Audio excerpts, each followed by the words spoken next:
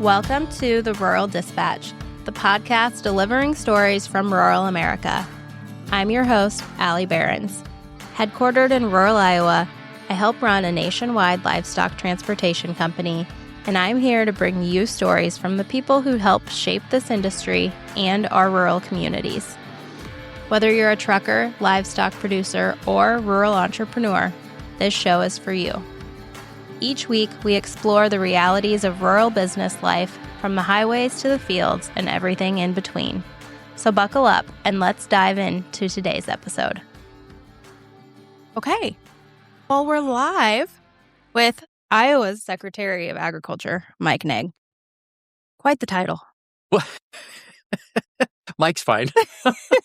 Can I call you Mike? Yeah, please. Okay, great. I always get, it's like when your mother uses your full name, I tell people, my friends, I'm like, don't call me, what do you, Secretary Naig? I'm like, what's going on? That doesn't sound right, but yes. So thank you. I'm pleased to be here. Happy to be here. I'm excited you're here. This week especially is busy for you, I think, but you're a busy guy. You're traveling a lot, doing a lot, so. Yeah. That's the best part of the job. Honestly, the best part of the job is, I think we were sharing before we went on here, just the traveling just today, but I try to do that a lot. I view it's one of the most important things I do, but it is, as we record this, Iowa Ag Week. And so we're making a whole bunch of stops and visits to a lot of events and putting on a lot of miles this week, but it's a special week.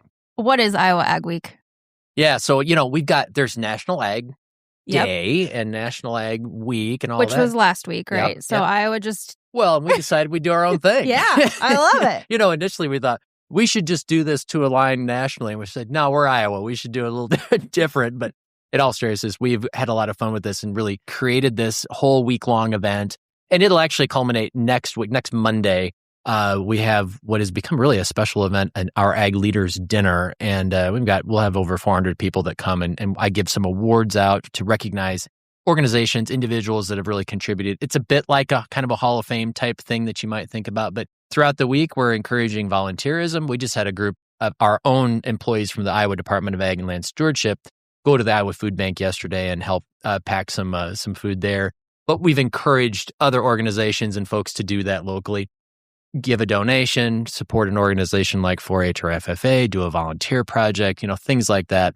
And it's a lot of fun. But on a serious note, it's also one of those times where we want to hopefully get a chance to highlight the ag community for the non-ag community. And so we're really trying to create those opportunities to brag about our ag community, but also talk about the realities that they face, the challenges they face, the risks they take, and those types of things. So, you use every opportunity that you can to get those messages through. Yeah, absolutely.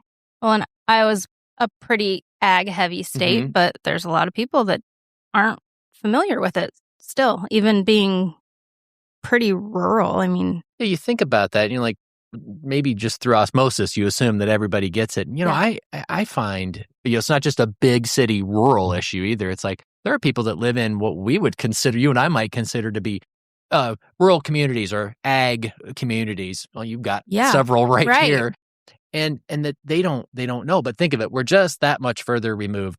A smaller and smaller percent of the U.S. population is actively engaged in farming, and that just means and so then a lot of people think about maybe their perspective about ag is when they visited their grandparents' farm, and think of it, in another generation it'll be their great grandparents, are the last real family connection. It's like, ooh, now you're starting to get into some territory where it's like they hear stories now. They didn't have an actual experience. So I just think that's a good reminder to us that it's not just a big city country thing. It's actually just people who are further and further removed, even in some of our rural communities.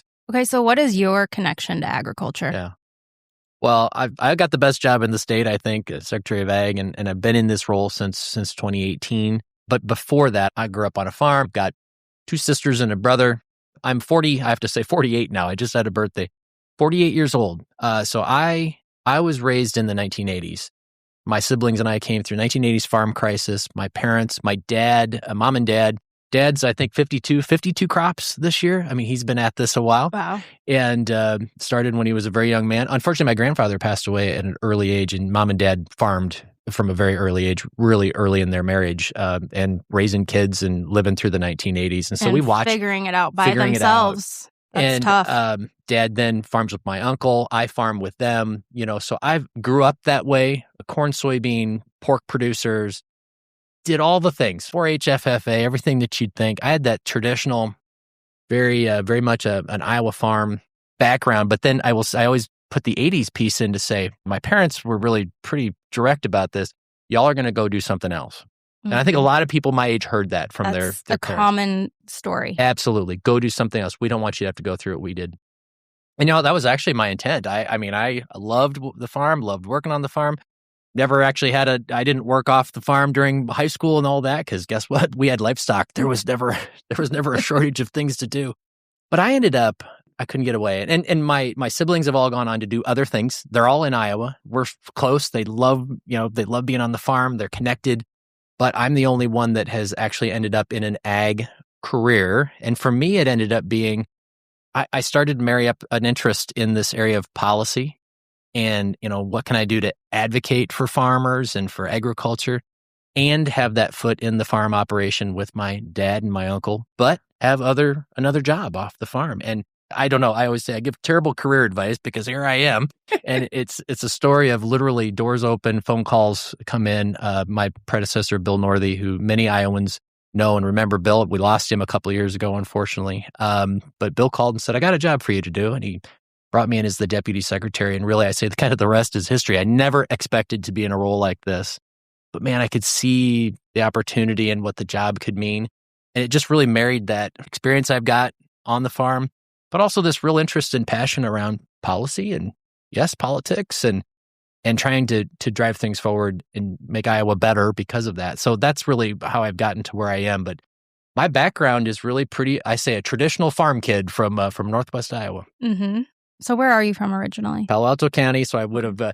Cylinder is actually the town that nobody knows where Cylinder is. The nation runs on one cylinder. Okay, for this crowd, I think that'd be good. But Cylinder, Iowa, but Palo Alto County, I would have graduated from Emmitsburg, where I went to school. Okay. So how did you get into this role?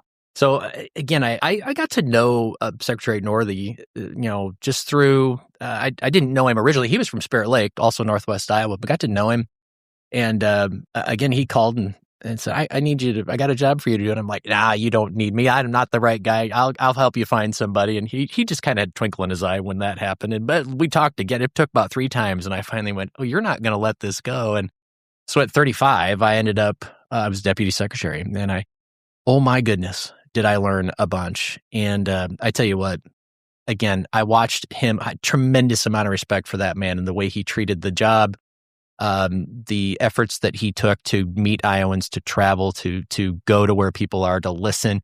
One of the most curious individuals I've ever met. I just always wanted to learn. And I tell you what, I had such a great opportunity to learn from him. And I always told him I blamed him for that, that. Yep. And then Bill had a chance to go to serve at the USDA under the first Trump administration. So he became Undersecretary for Farm Production and Conservation, which left a vacancy here. The way it works in Iowa, we're an elected office here. There's 12 elected secretaries or we're commissioners. In the minority. Yeah. It's the Southeast and then Iowa and North Dakota.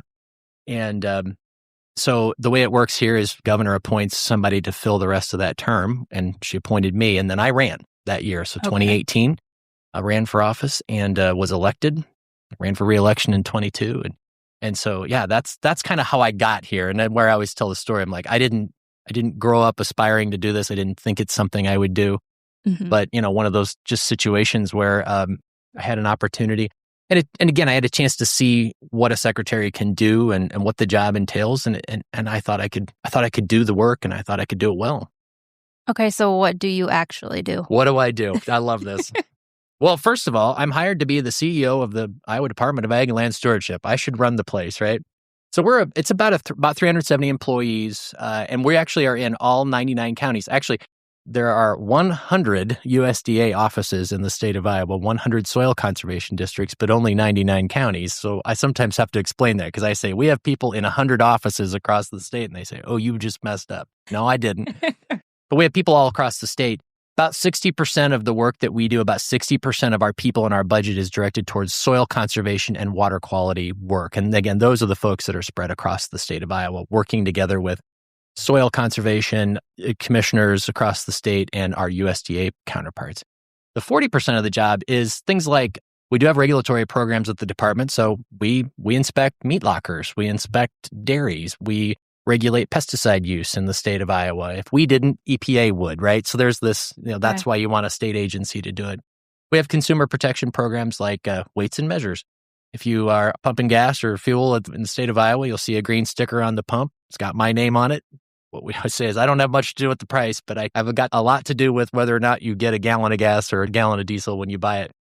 And so we do things like that. And then the other is a lot of promotion for Iowa products. We've got a new program we launched. Now it's coming up on 3 years old, but Choose Iowa, which is a state branded program for Iowa grown, Iowa made, Iowa raised. And so we do things like that. So that's the job. You run the department, put the team together to do that.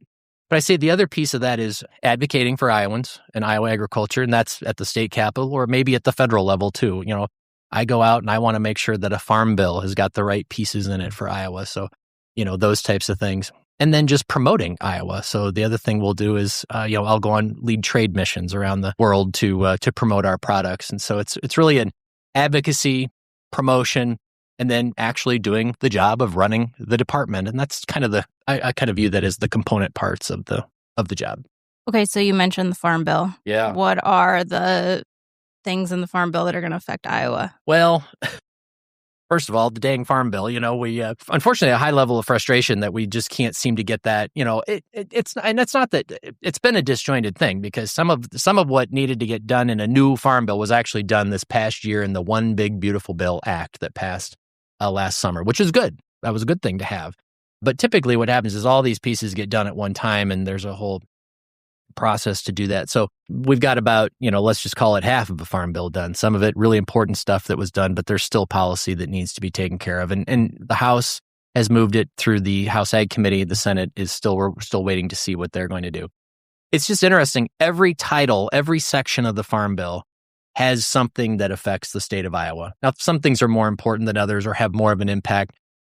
Things like supplemental nutrition, SNAP is a big one for all states, but that piece is really, frankly, it's the biggest chunk of a farm bill. 85% of the money that's authorized is actually food, not farm policy. Okay. And we end up talking a lot about the farm piece, but actually the biggest chunk is this nutrition piece, but that's one. Commodity programs that get a lot of attention. Things like crop insurance, that gets a lot of attention. Conservation. We're big believers here in conservation. We do a lot of work on promoting soil conservation and improving water quality. So there's a lot of that originates out of the Farm Bill.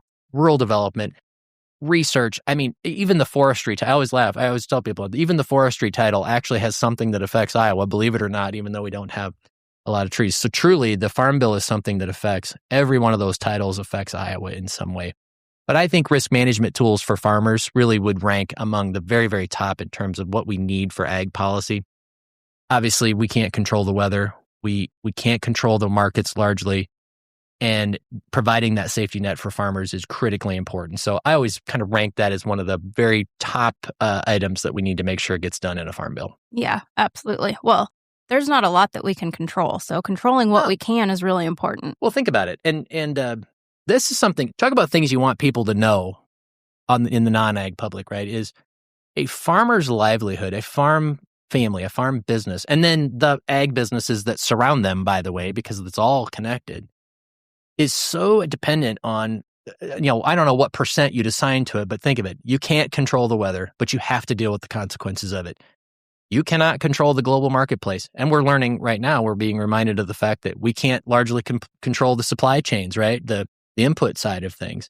These are things that are beyond our control, but they have a maximum impact on your profitability and your ability to do your job. And then that's why we have to sometimes explain why is there a farm bill to begin with? Well, there's the stability of U.S. agriculture, the stability of food and agriculture is actually critically important to the American way of life. And what that takes is risk management tools and safety nets for those that are doing the work. And you know this, you don't just take a year off.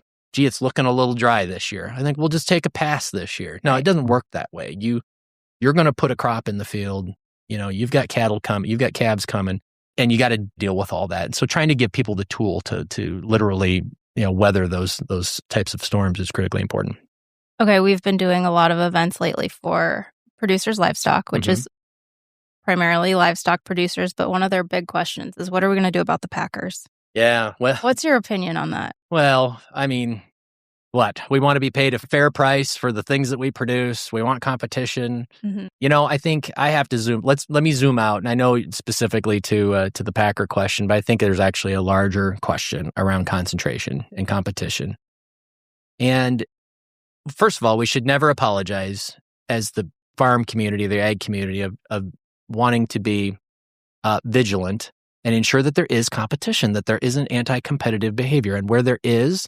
I'm not in favor of saying we should always be on some sort of a hunt in terms of like always at it. Explore, investigate. If you find things, then take action. If we explore and don't find that there's anti-competitive behavior, then we need to be able to move on from that. But I have to tell you that I'm in my chair. I look at it and I say, I've got concerns about that, on the packer side, the processor side. But I think right now we're seeing evidence of the lack of competition when it comes on the input side as well. And again, farmers are price takers all the way around. And it's why I hear people talking a lot more about how can I do more to control my own destiny? How can I gain some margin? How can I gain an advantage? How do we work together to do those things? So I just think big picture, we have to continue to look at competition, concentration, everything. Rail, fertilizer, ag chem, seed, processing, packing. I mean, all of the above requires constant vigilance, I believe. That's not a specific answer around packers, but I just think we've got to be looking at those things. And then there's price discovery, transparency. I've heard people describe as I feel like I got an arm tied behind my back and a blindfold on when I'm looking at price discovery. So there's things that we can do around transparency and those types of things as well. I think one thing that people maybe don't consider all the time is that the packers are very efficient. And I think some of these producers who have started to go direct to consumer realize that these local lockers can't process for what packers can do that on a large scale. And so I think that's what's cool about Choose Iowa. You're promoting a lot of that program is promoting locally grown meat, correct? It is. It's let's just call it right now. I think we're sitting at 3. It's growing every day. So I don't know the number, which is a good problem to have. I think the last number I knew for certain was 335 members. Okay. Again, we launched it. It was two and a half years ago only. So, I mean, we've grown gangbusters. About a third of those members are doing meat direct. And actually, we know that there's a bunch of folks doing meat direct that aren't members because this is something, especially in this part, Northwest Iowa, this is something that we've been doing for a long time. And there's people that, I don't mind this one bit where they say, I don't really need to be a member of this to market everything that we've got. Right. Yeah. But there are folks that are finding that. And so, meat is one of the biggest segments, which no surprise, right? And we've seen an expansion of processing capacity. We actually have a grant program to help do that, to help lockers improve, expand, buy equipment, those types of things. Actually, seeing some really cool things happening. I've been in a couple just in the last month or so where you've got a locker that then has a retail storefront, and they're carrying not just the products that they're producing. You might have a family that's selling beef direct, but they're also selling somebody's pork, and they're selling somebody else's honey, and they're selling somebody else's noodle pasta. Yeah. And they're just as excited about the other products that are in their retail store as their own. And I'm like, that's when you really have something that's pretty cool. But what I, again, see is people saying we're at a size or I see, this isn't always true, but I've just seen it in multiple times where it's like you've got maybe a next generation coming in, son or daughter, who's got an interest in this. Maybe they had worked off the farm, had a professional career doing some marketing or something like that. They come in, they create this new business. They're bringing some more revenue into the operation. I mean, I see that all the time. It's not just young and beginning farmers and small farmers that are doing this by any means, but it certainly is. A lot of those folks are. Well, it's almost a way to diversify too, right? And which we all know, if you're in the farm industry, you've got to diversify. We all say it all the time, and it's harder, I think, to bring people back because everything costs so much, and its margins are the same or tighter or whatnot. I mean, what do you say about people who want to come back? Well, first and foremost, you'll find maybe as I talk through things, it's like I kind of go to core principles. If you don't have profit, what you can talk around that whole issue. You can say, quality of life, which we know, I mean, my goodness, right? Isn't this the best way to raise a family and to live a life? But if you don't have profit, if you don't have the ability to make a living in ag, then we're just talking theoretical. So, I mean, profitability has got to be at the core of everything that we're talking about. But, interesting. I was on a panel earlier this week and just talking about the fact that, and maybe this is true generation to generation, but it's like, we kind of want everybody to fit into a box. This is how you do things. This is the traditional way to do things. Well, I don't know. We're sitting doing a podcast in an old farmhouse here that, and obviously this is something that's different. This is not in the box. Right. Yep. But growing cut flowers is not in the box. Brewing, distilling, winemaking, in addition to maybe a conventional farm, growers going together and putting a retail store together. That's not in the box. Flying drones, doing custom application. That's not in the box, And then I think in my role, my job is to then think, oh, do we have the policy? Do we have the framework that allows for that creativity to happen, right? So I guess another way to think of it is just we need more of an entrepreneurial mindset. But we know that that's actually been part and parcel of agriculture forever, but we just maybe don't talk about it that way. It's right. Like there needs to be a more entrepreneurial kind of mindset. And then how do you get access to capital to do that? Insurance, permitting, zoning. I mean, all of the above, then we have to fit these pieces in. So lots of on-farm processing, retail stores, farm experiences, farm-to-table dinners, ag tourism, you name it. There's lots of opportunities there, and I'm seeing some great things happening.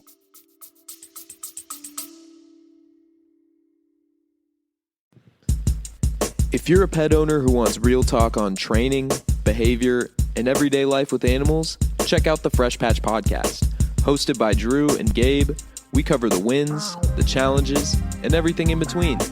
So wherever you listen, search the Fresh Patch Podcast, where good pets get it.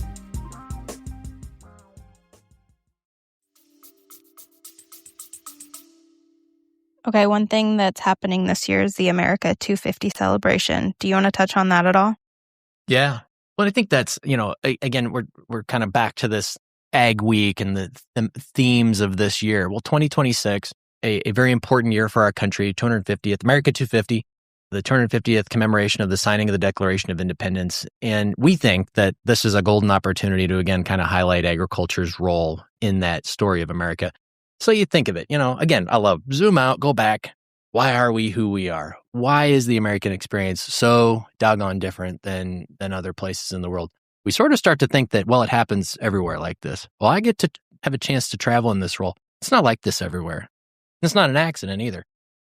Where we are in the world, how we are separated geographically, isolated, that sort of thing, but also this incredibly productive landscape. There are countries in the world that would love to be able to produce their own food. They can't because they don't have the resource. We do. We're protected. We've got the resource to do that.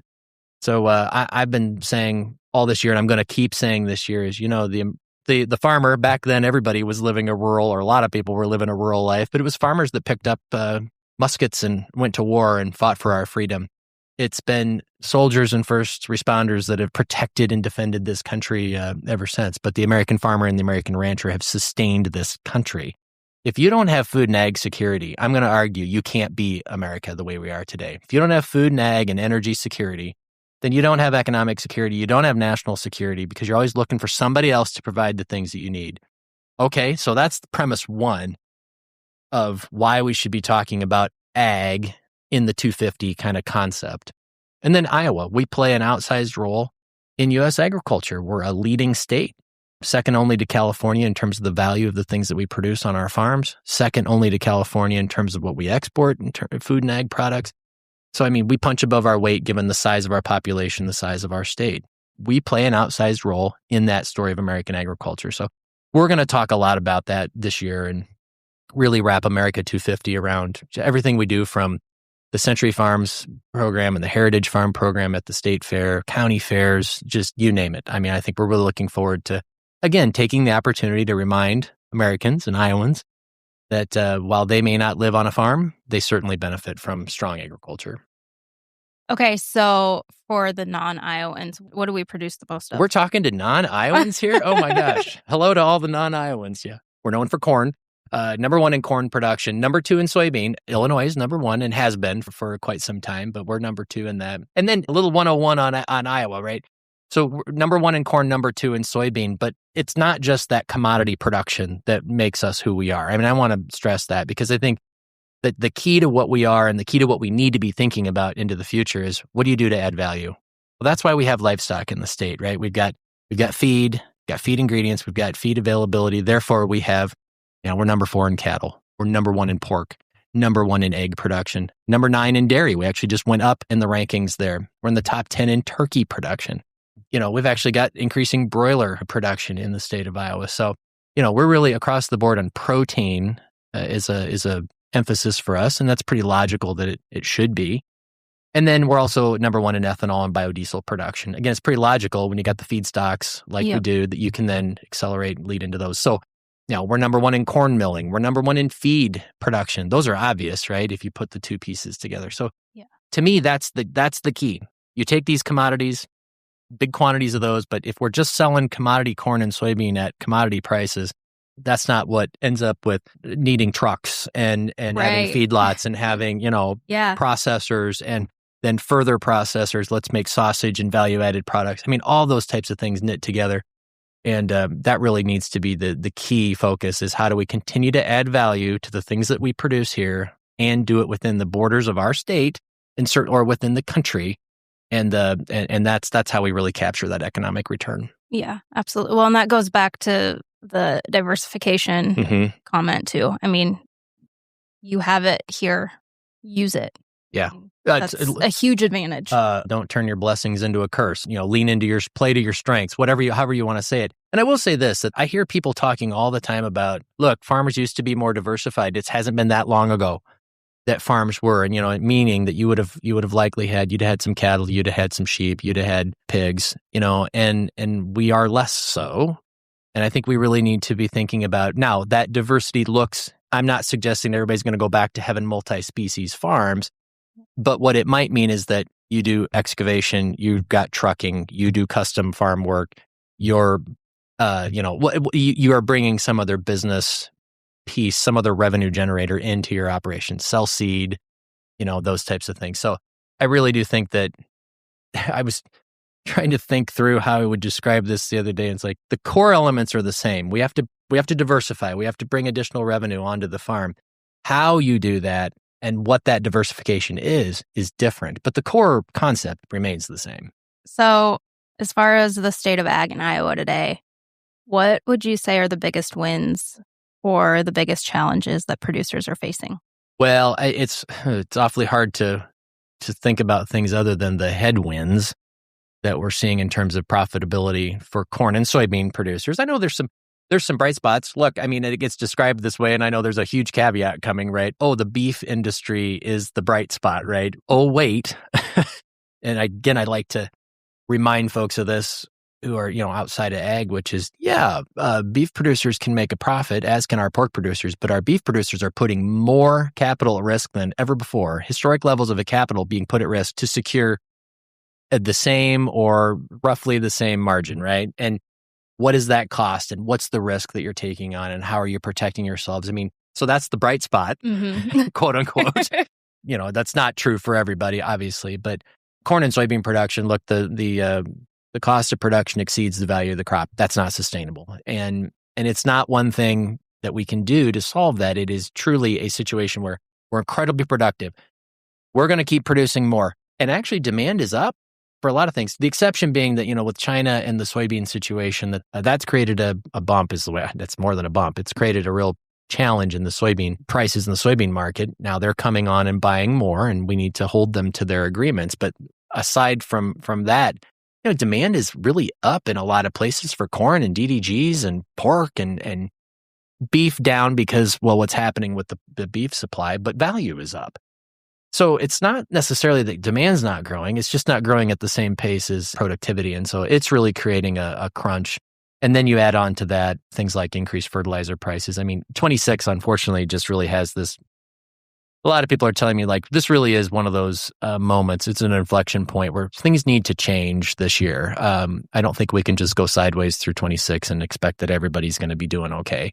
But we also know that we didn't just wake up in December and decide that this was going to be a challenging year. So lenders have been working, farmers have been thinking ahead, so I think we're better prepared to get through these types of times. But boy, it's tough. It is a tough go.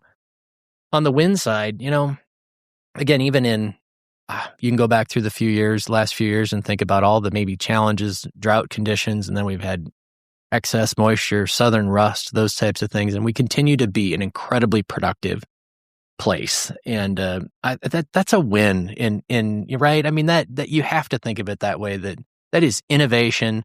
That is farmers being early adopters of technology, figuring out ways to make things happen, to be resilient. And that's also why I'm always confident in the future. It's just that things are always going to look a little different. And we have to expect that in ag.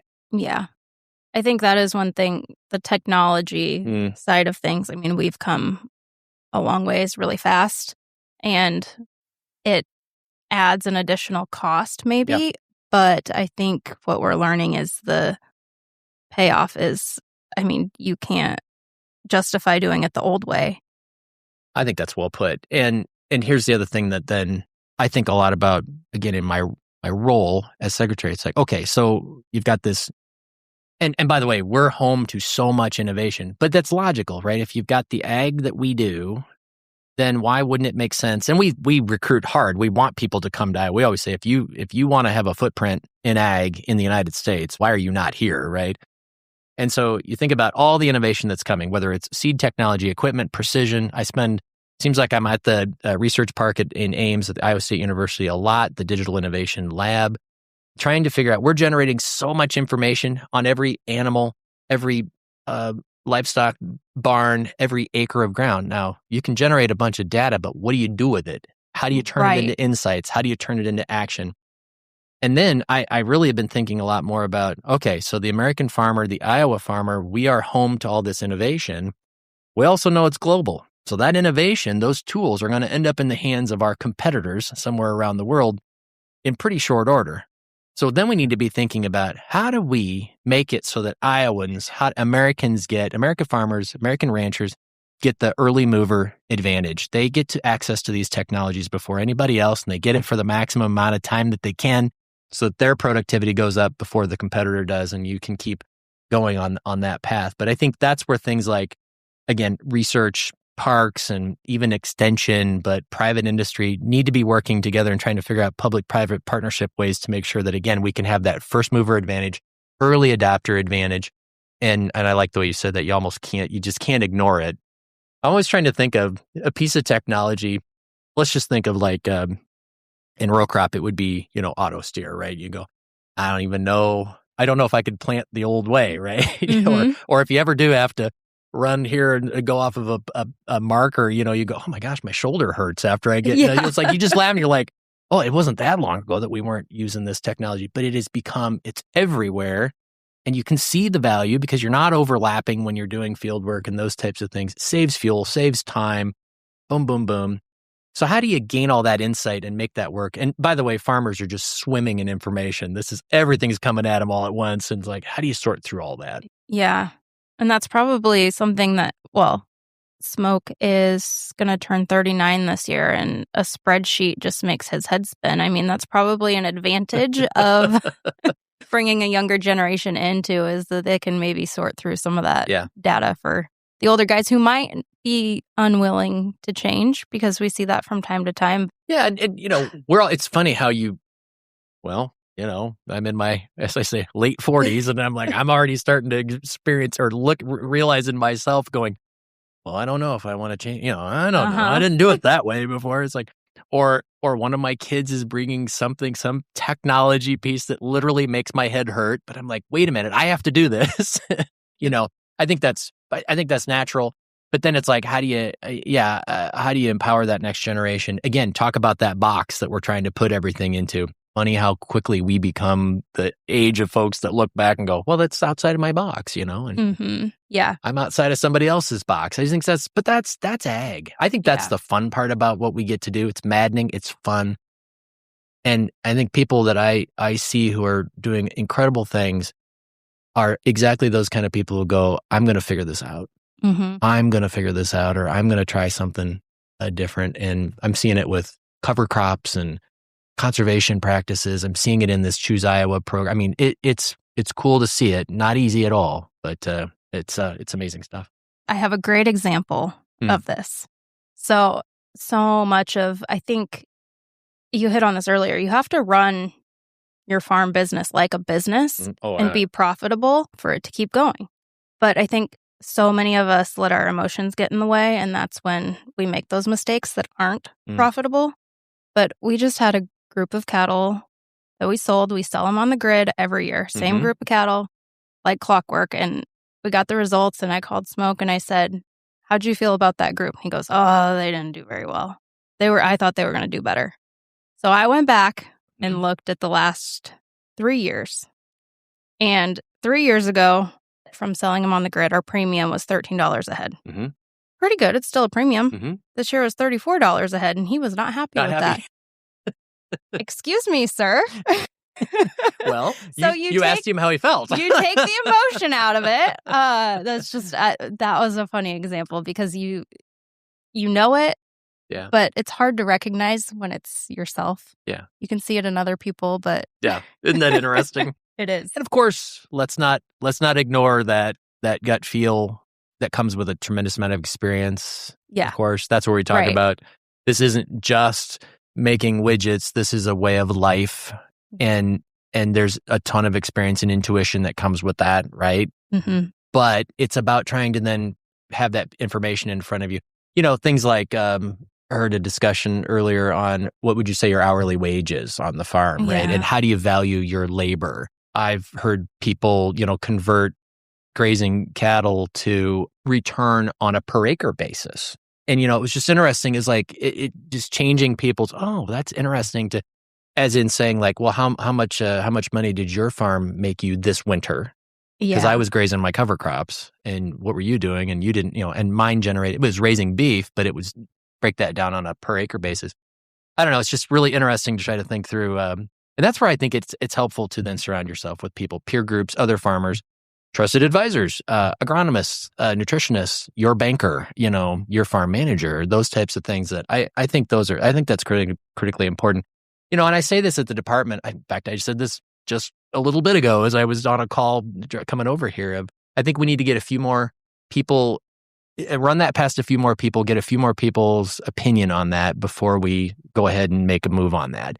I think sometimes it's just bounce that off somebody and who's kind of living something similar to you and see what they think. Because like you say, you can kind of see it. You can almost see it in somebody else before you can see it in yourself. Yeah. In my job, I don't have to worry about people telling me what they think. What I should be doing, which is good. I want that. I ask for it. Yeah. No, I think you're so right. And I hear some gripes from producers, farmers sometimes that ag professionals are in some of these rooms when it's like, well, they don't even feed cattle or farm. What do they know about it? Well, they see these operations. They see a lot of these operations in their professional role. So they have a high level view of what's going on and what everyone's facing. And it's not just you that has this problem. So it's a good point. I will say this. This is, again, I'll just go back to in times like this. And I think this too around, look, this is absolutely true. I'm going to say this is true in the business sense or in a farm management and farm business sense of like, hey, we got some challenging times. How are you going to work through it? Always good to consult. But when it comes to making policy, you must. I think everybody should be terrified. If it's like, hey, I'm in my role. This is what I think. I don't care what anybody else thinks. Y'all should do it the way I think and I want to do things or the way I do things. No, that should terrify people. This is exactly what I'm trying not to do, which is say, I want to listen to people. It's why I travel. I'm traveling. I go to all 99 counties every year. I do roundtables. I do visits. I was just on a farm where there was somebody that had agreed to build a nitrate reducing wetland. Asked him, why'd you do this? Why'd you say yes? How did it go? I want to hear. I want to know, what should we do better? Then I went around the group. What do you need? What do you want to do better? What's your barrier? My gosh, that's what I'm supposed to be doing. You need more voices in that when it comes to farm bills, when it comes to policy, when it comes to programs like our conservation programs. oh my gosh, the worst thing you can hear is that government has all the great ideas, right? I'm putting that in quotes. And it's like, that should terrify people because it's like, no, I want a range of voices. When it comes to conservation, I want to talk to agronomists. I want to talk to farmers. I want to talk to equipment dealers. I want to talk to everybody because I want to understand what everybody's perspective on that. Yeah. Well, and your goal is to find solutions for the greater good, right? It might have a setback here or there for some people, but for the broad majority, it's the right move. We want to be moving forward, and we want to be expanding. Yes. Yeah, absolutely. And how do you do that if you don't know what the problems are, the challenges are, what people really think? Mm-hmm. Don't tell me what you think I want to hear. And again, I'm very fortunate because I don't. Generally, that's not happening. I'm getting people's real opinions, and that's the way it should be. So, to your point about when people are in those rooms, I think it is absolutely important that we look and say, what's the mix of people in those rooms? Are policymakers listening? Are they actually going out and getting the opinions and listening and getting the advice? And we did this. We at the state level this year, we had the first of its kind Iowa Farm Act, and so it's like a mini farm bill just for the state of Iowa. After last session, I went and did every provision in that. It's got 5 sections. Every provision in that bill either is a priority that we've got at the department, or it literally came from I sat across the table from somebody. I was on a farm, visited a business, did a community roundtable. And we took notes. We said, what would make life easier? What is a suggestion you have? How do we fix that? What opportunity do you see? We put that into legislative form, took it to the Capitol. That's the way it should work, right? And so we're committed to doing that. You got to listen and then take action. I love that you're talking with people and not just at them. Oh, well, yeah. Well, it's the whole 2 ears thing, and, and I think that's the greatest part of what I get to do. I spend, just roughly, and it doesn't always equal out this way, but I'm half the time out traveling, throughout the year. And that's as it should be. I would guess everybody in the office would like me to be out more. And then the spring and the fall, I'm at the farm and doing a lot of that more. But it's important, I think, to go and listen. Yeah, absolutely. What is your favorite part of your job? It is traveling and meeting people, and just you just ask questions like, why'd you do that? Mm-hmm. Or how'd you start that? Or what on earth possessed you to do that? And you get these just rich stories and you get these real experiences. And I'm inspired by that. But also, again, I don't just go to be inspired, right? I mean, if it's just like, hey, I feel really good about after making that trip, that's not worth it. That's a waste of everybody's time. It's what did we learn that we can do something with? And so that truly is I think it's the best part of the job. Iowans are amazing people. And I get to travel and meet them and listen to them and represent them. And that's the best part. And people love to feed the Secretary of Agriculture. I don't know why. It's just, they love to put food in front of me. So, that's a bonus. Yeah, it's just one of those things, Yeah. Don't turn down free food. No. I'll speak at a lot of events, dinner, and I'm like, I'm just here for the ribeye. Thank you very much. I was going to say, when you're deciding between, if there's 2 things, do you ask what the menu is? Is that your of course not. factor? I'm, hey, it's like, I always like, people ask me this all the time. What do you like, especially around the state fair? Like, what's your favorite food? And I would say, my gosh, that's like asking somebody who their favorite child is. They have a favorite child. They're just not telling you. Yeah, can't say it out loud. No, I always, one caveat is, I always say, I will have ice cream every day of the Iowa State Fair. I just don't mind telling anybody that. That's, one of my favorite things of all time. But, well, of course I look at the menu. Hey, by the way, I also know I get to know a lot of caterers around the state too. And so then if I really know, gosh, it's that, or it's going to be in that area. Oh, I know, in fact, I'm going to a thing tonight. I'm pretty sure I know who the caterer is going to be, We do have some good caterers in Iowa. I'll give them that. We do.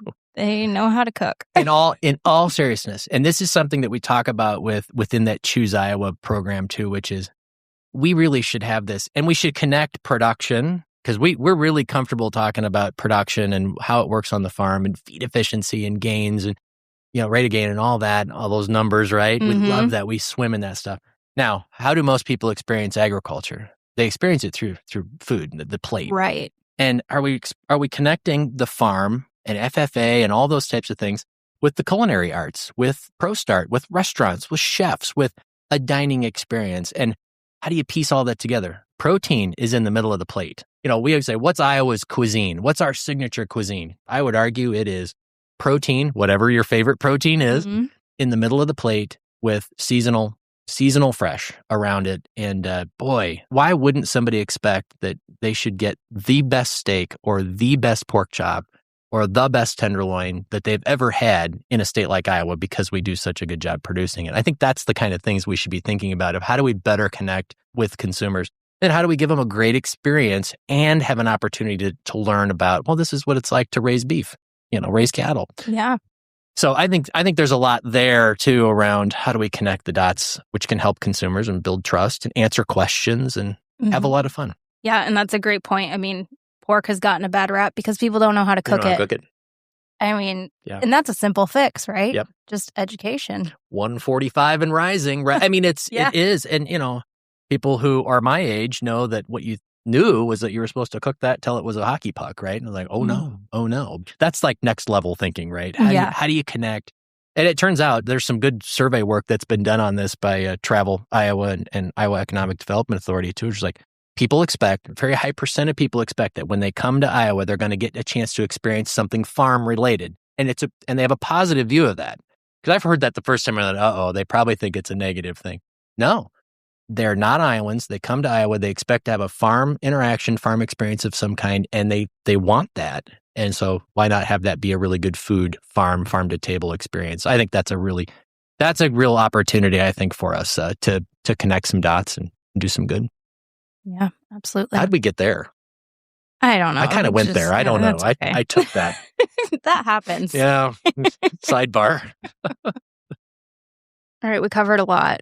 Is there anything else that you want people to know? Mental health. I mean, I think that I think this is something we don't want to talk about, and it's probably just one of those other things that as we come into 26, I just think we need to really be mindful of, and that is that this is, again, not a time to go it alone. It's a time to talk to people. There's a lot of stress, and we just have to acknowledge that. And I just want to encourage folks that there are a ton of resources. There's a lot of remote resources. There's phone calls. There's remote ways that you can connect with counselors to talk to somebody. There are specific sort of services that will talk to farmers, to talk to ranchers, that speak farm. And I just want to encourage people, let's take the stigma out of this. If you're not doing okay or you're stressed, it's just not a time to go it alone. Talk to somebody. We've just had too many stories here recently of people taking their lives. Or the other thing that worries me too, as you come into a busy season, is you're distracted. And that distraction, that stress, that your mind is somewhere else as you're around equipment, things happen fast. And I think that there's a safety component to that stress thing too. So I hate to talk about that or have to talk about that, but I just think we'd better do it in a way that people kind of take the stigma off of, you're not doing okay. It's time to talk to somebody. Yeah, that's so important. Mm-hmm. It really is. And I think a lot of times in these rural communities, especially, guys are kind of on an island and they don't get off the farm, especially in busy season. Mm-hmm. I mean, you got your head down and you feel like you're the only one dealing with this, and it's just not true. Yeah, that's right. And again, I like to stress, there are resources. This is not a situation where you have to drive to town, park in front of a building on Main Street, and everybody knows your truck, and you got to go in and you might do that if you need to, but like there's other ways. The Iowa Concerns Hotline is one of them that I always refer to.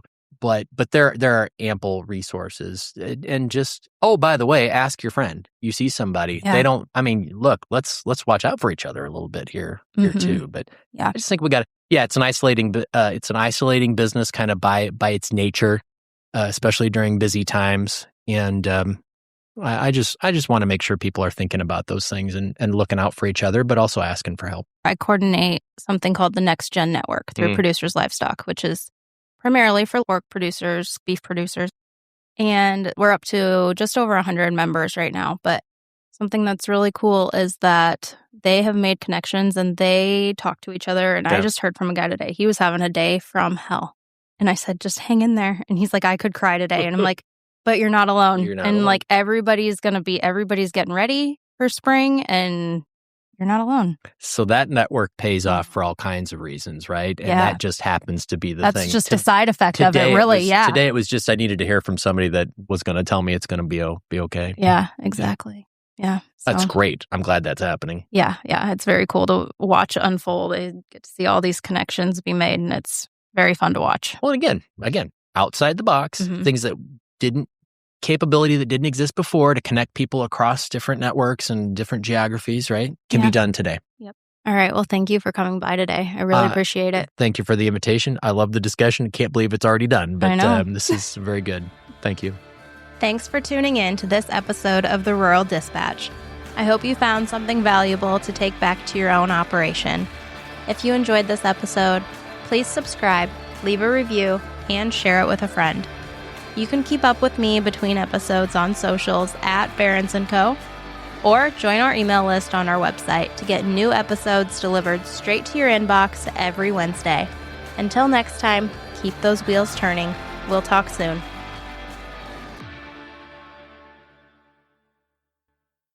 I want to share something we've recently started using, a new app called Beef Hub. It was built by cattle haulers for cattle haulers, and it's full of the info you actually want and need as a driver. They're constantly updating it with the most current details for the places that we go every day. If you're in this line of work, it's worth checking out. Use my referral code RURAL when you sign up and let us know what you think.